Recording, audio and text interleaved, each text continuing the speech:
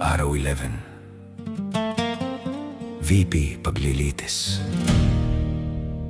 3 August 2026.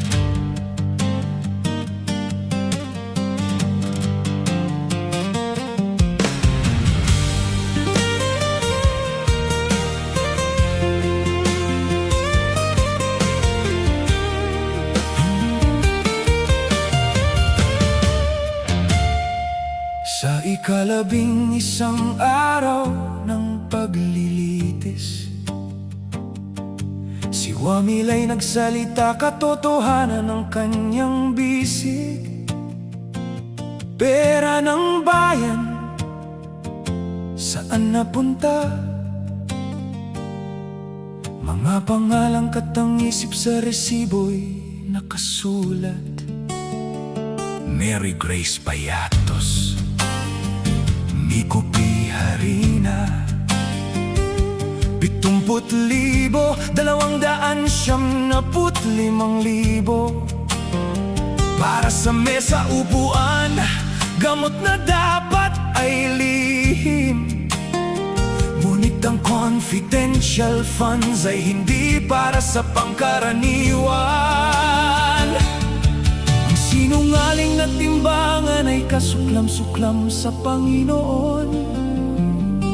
Ngunit ang ganap na timbangan ay kanyang kaluguran.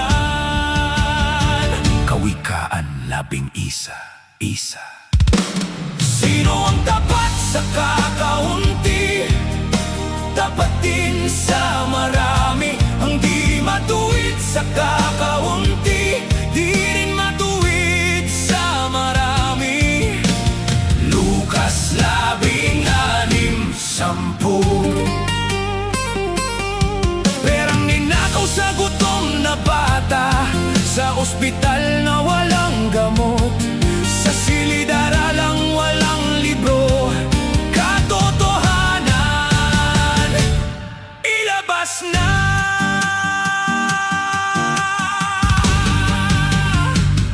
Sa loob ng dekada, walang confidential fund.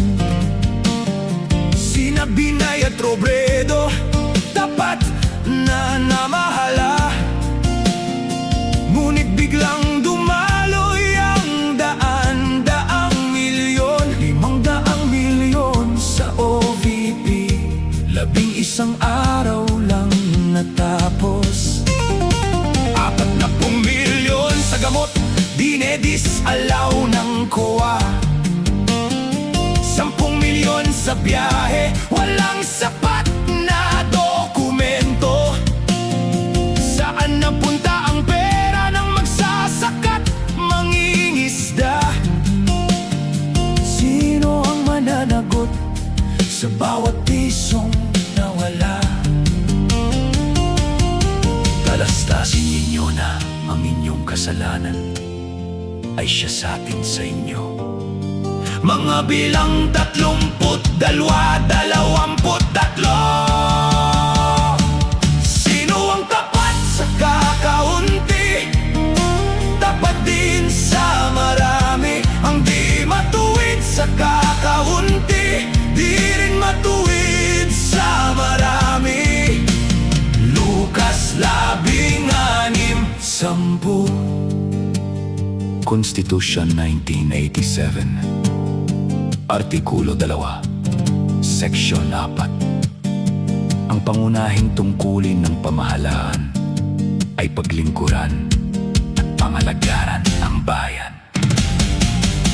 Mga kapatid, ito'y usaping moral. Public office ay public trust, hindi pribadong kaban. Hindi simpleng pagkakamali sa papeles. Ito ay pananagutang dapat harapin.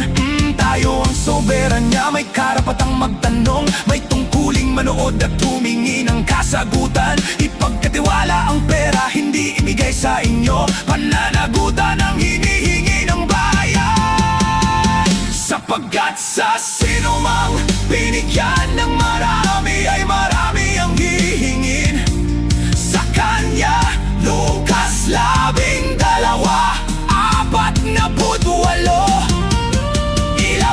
ang katotohanan, manaigang pananagutan sa bawat Pilipino. Huwag matakot, katarungan para sa bayan. Araw 11, VP Paglilitis, 3 August 2026. Ito naman ang kinakailangan sa mga katiwala, ng bawat isa ay maging tapat. 1 Corinto 4:2.